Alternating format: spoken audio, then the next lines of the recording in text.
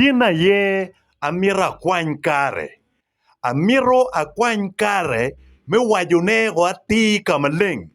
Ni teke ngat mo kiken machwago tim pa ruarachana dok chwago nero pa ruarachana ni ruarachana umete kibedo chalo Paramount chief me loba chuli umir ni ngat ini dano marach adada. Ngat ini ni aye tie jo magitiki chwiny maraju tutwal ikom wana chuli. Ngat ini ni aye no tikin jo magichwago to ot unyo to pajo makom bedi uporo ikom wan machalo luak me ya chuli.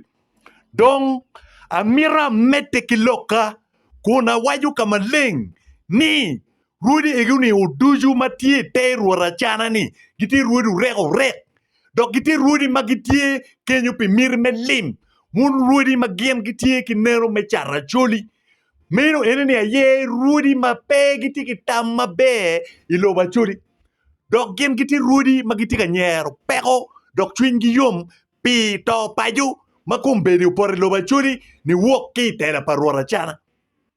Pien kumbedi wana chuli wanera ko weng ni tek ngat mati ngat ruara chana no pedal mabe. Ngat mo ki ken machwako tampa ruara chana ni ruara chana umiro mete ki bedo chalo Paramount chief me loba chuli ngat eno ni dano marach ilu yaka choli ilu kuo ilu joma kiti kelo peko madoma kumbedi di kal pa choli ni pienda chana bedo kumbedi chalo la deep road unyo chalo Paramount chief pe mwaka makaro piera rio ento wati neno jimi maraju ke ken ni woki tela pa chupa ruara chana wati ka neno jimi maraju ke ken ni woki bedo pa ruara chana chalo Paramount chief unyo la deep wirodi me iloba choli Kidong gin mukene maluak mapol magiti loba chuli gipe ka ngeu ne era yeni itum due mukaro eni due mabichi ruot Onen David Achana ka chel kiruri neka ne mugu guchero gudon doro bot General Salim Saleh ni General Salim Saleh ukongi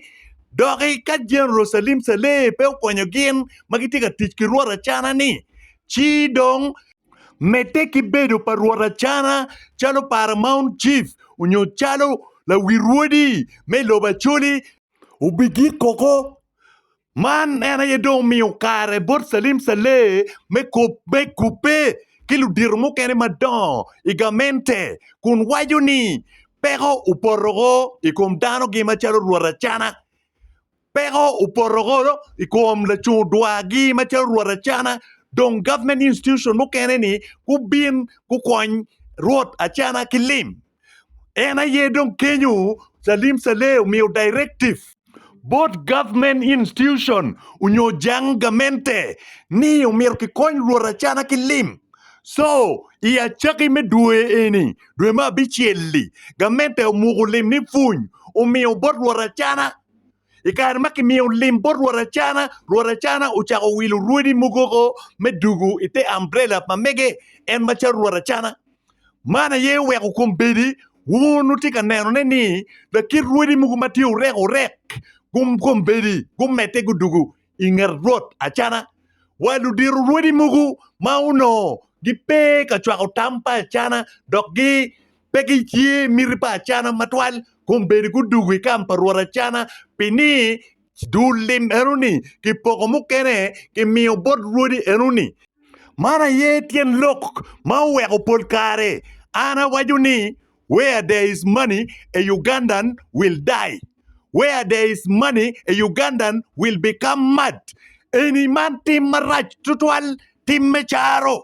achuli uno dokai yami karchani uno miriki doki lokalim peti matek tutwal kuman kumbede chuli tika chara chuli la wore bilokalim kumbedi ludira chuli mukene gitika chwak Achana chwak maini neno ni chwak makimiyo gin mo bore inena tini guk ene kibolo chogo bore uweko tamme uloke ibi neno koni guk ene kibolo rio bore uweko tamme uloke abiako ni ikare mukaro wakimwaka mukaro weng wunu neno ludiruedi mugu kiruedi mugu mukene magitie lumat jai kit gum kachani uno pe ke chwa tampa ruora chana kukulu no ki pe ke chwa tampa ruora chana do ki dek ruora chana ma pe wache piano no ki ngeo lo kada now kar ma ki bugu ki mugu du lim eni ki mio en bor wuri reko rekke ki mugu magi maro jai tung kit gum chani ku cha ko kele wigi ku cha ko dange me bieno me supporting Achana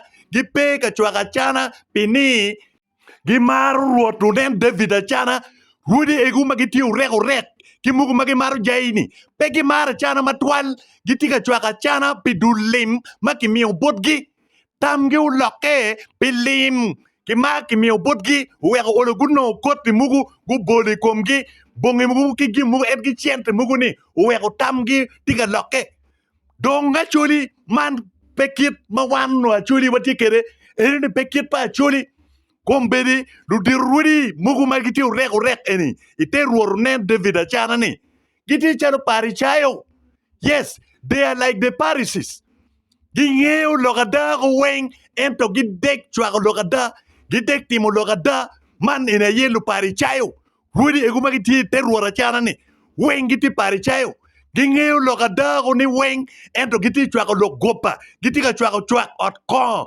pini kuni ki wilu gi rege pini kuni ki wilu gi ko gidok gang magime man ni tim marach kadong wan nyu wun rudi mauti ya churi utamoni umiru chat wan luak me ya churi piloka chente utamoni umiru chat wan dano nyu anyweli matilo bachuri piloka chente eni tim marach tutwal in kay biro katela in machalo ruot may biro katelo luaki pe bin ka beru kimiri me charo luaki loka chente pe bin katelo dano piloka chente ento bet katelo dano iloka da dong Acholi amira wachini ngat moki ken machwako tampa ruora chana no tiga nyer to pajo mati iluba Acholi kumbedi no tiga nyer to pajo kito ot matiga time luba Acholi kumbedi dok ngat moki ken machwako tampa ruora chana ni ruora chana umiru meteki bedo machalo Paramount chief me luba Acholi umir ngini ngat ini dano mala kuo dano mala yak dano mala tim marach dano machuni choli kuma choli dano magitika yaka choli dok gimirni gimete ki yaka choli kuno kane ite Achana ini man lok malet tutwal pien Achana kum bedo machalo ruot ilo macholi pi mwaka madong kar piara rio pingo degni ruora Achana pegi lok ku ruora Achana ni woki telede unego Acholi kuni twitch ukelo je maraju ke kani lo bachuli kumbe no da lo pabalalu ni woki tela char par ruornen Achana ni woki leadership miu par ruornen David Achana ruota Achana dano marach dano mala kuo dano mala yak dano mapetieki the goodwill for the people of Acholi dano mape logo da dok ruota Achana petiki nermo mabe pi lobo Acholi kukulu ruora Achana town mer pideo iye ki kwale Acholi and this must stop watwero jogone ning watwero jogone maka wana Acholi wa komalo ni room iko Achana watwero jogone ka wana Acholi wa komalo chiwa wajini enough is enough ka wa komalo wana robo wana wobe wa komalo megiro ruora Achana chi ruora Achana pe biloy wa pien ruora Achana ke nywala iloba Acholi it peloy wich Budu wa ayo malo dano cho kachiel kimondo kuduju wa ayo malo megiro loch achonya maruora Achana tika kelone dok tika timone lo Acholi wa ayo malo pien gang wa petwero to ma wan wanero ki wangwa ruora Achana tika timo miri pa balalu ruora Achana tika chobo miri pa lumerogo iko Acholi ruora Achana tika timo miri pa jumatiki nero marach iko Acholi chidong wabi kworo pia wene wa ayo malo ichawani dok waluinyu iyo weng iko ruora Achana wabai koting nyo wabai koting ruora nena Achana dok wanero yo duju melweng megi ruora Achana pi ruora Achana kumbedi tika dugu chalo kansa ilo Acholi tika kelo peko ma duong tutwa ilo Acholi Achana wekter Acholi chalo Acholi no minge wana Acholi pelu ming pa ruora Achana enough is enough ruora Achana must end now anga mapengeo ni position man me bedo chala wirudi ni ki yera anga mapengeo ni position nyo doctor man me bedo chalo la wirudi me lo bachuli ki yera council of lurudi unyo chief gena gi yero anga ma mir bet la telagi anga ma mir bet ruot badit ma meggi. This position is transitional. Loka. Peu chago loka tin. Peu chago loka le wo. Peu chago loka le wo maja ki kumbrora chana. Ento gin eni chago time wachon. Wabedu ki Paramount chief. Unyola wirudi. Ilo bacholi maduong adada. Maduong dogo aki kaki. Unyoki do kaki. Mati ya chuli. Ki do kaki mapat. Ki ya chuli. Abiyo la boleni. Wabedu ki ruot ulia. Of atiak mauti muje mapol lo bachuri wabedu ki ruot adoa pilipo la loyo mabe mo bedu no ruot me pra dok eno bedu bere chado Paramount chief unyola wirudi me pachuri wabedu ki ruot unyola dit Paramount chief mo aki ya gago chipingo ruota chana tika miero lako chik pingo ruota chana tika tamne umirkel luen ilo bachuri pingo ruota chana tika tamne ni umirkel o remo ilo bachuri wan macharo luak me ya chuli pewo biye matwal pewo biye ka teach new teach kitam parworen David Achana ruota chana petwero dictating wan macharo kaki unyo wan macharo luak me ilo bachuri lobo Acholi petwero bedo dictated by the selfish interests of Ruot Onen David Achana. We cannot be dictated by the selfish interests pa Ruorinega Magiti Ngarachana Paluku. Dog look any. Ngat mo peu tam nikitika lueng ikum kaka payera. Ngat mo pe ka lueng ikum kaka payera. Dog lu payera mapol pekitika ye this selfish interest per Ruorachana.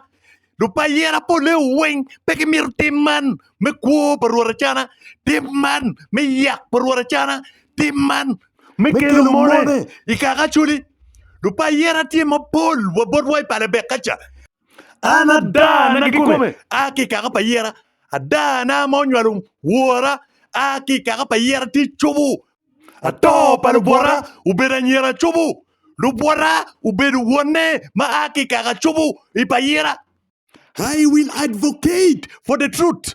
I will fight for the truth. Abi logo bilogada ilumona. Dok abi luenyo bilogada ilumona unyo ikakana. Without fear or favor. La bo luor nyo tamo pingat mo kiken. An la jemo. An la luen. Dokare do you awaye kwuna chuli ni ngat mana jemo no dan bariek. Ngat mana jemo no dega nywa ngat mana jemo no mirni ngol ubedbati no mirni justice ubetie pingo wunu tega chwa lo gopa pingo wunu tega chwa lo tata matika time idikalwa wan machara chuli ungeu lo da ne weng ento dek luen pia da utbar luen kongola luen me chwa.com luen me ke pero ya chuli eruni wan pewa ye luen kongola wuni. One machana chuli original. Walwen piada. One machui ada. Dok wayi to piada. Walwen piada. One machana chuli original. Look menki we koredikat pa chuli. I will mobilize and fight for injustice. Matika time ilobo Uganda. I will mobilize and fight for injustice. Matika time ilobo chuli. One way umir wajemu waluenyu pengol bati. One way umir wa ayu wajemu waluenyu pengol bati. Idikal pa one machala chuli ilobo wa machalo ilobo Uganda. All kiti man me kuo ilobo wa all kiti man me yak ilobo wa all kiti man me vora ilobo wa all kiti man me corruption ilobo wa all kiti man me ngola le ilobo wa ngola le kare duju all kiti man me chwak ot ko wa dek chwak ot ko dara weng mir guno ngol mati la boa poko me dini la boa poko me kara la boa poko me kala del kom dara weng mir guno ngol mati uwe vuyu dara luku luyak wa all kit wu Ruorachana, watika birni bori, kare ukarogo, me bedu dano maluo, wabi bedu luo, kare marumani, ilobo kai luo, chiki bedu ka nyuari, ki bedu ka laji wi, ki bedu ka tijikedi chalo pi, Ilobo kanyo wabedo ki famous, powerful dictators. And Futguporo, wabedo ki famous, powerful dictators in the world. Chalo Napoleon Bonaparte, Mussolini. Yes, Benito Mussolini was one of the powerful dictator, Italian dictator. Mauno la ondano, la timdano ma right, loyo. We also had French Revolution in 1789, and the main causes were economic inequality and social injustice. Dissatisfaction of the common people with the absolute monarchy of King Louis the 16th. Dong kay neno gin matika time, ike kwaro, me acholi chawani, kachil kilo of Uganda, inoni a poco de knock adada, kijami mau time, a French Revolution in 1789. Dong ka chero ka gigo loka, hena yeni, a wayo bodlu tela muweni, chalo unen David Achana gi, gine kid Museveni gini, magitamo ni, gindong gitek chalo God, gin gitek chalo nyonyo, amira wachiwun ni ugwak kemarach, ugwak wi wumatek, pintuero tipo dano, in garachel, petuero birutek, loyo, luagi dano, alip kelip, petuero birutek, loyo dano, million ki million magitieni, uwo ju mautelogi, dog uwo tamma meggi, uwo mirima meggi. La bo enno, chigin mautime, i French Revolution, i 1789 ni, ubitime, ilobo Uganda, ubitime, ilobo Acholi, cha mokiken. Alogo mando kutuju, pilubana kilobana, ruane, Dr. Daniel Soka, the voice of the voiceless.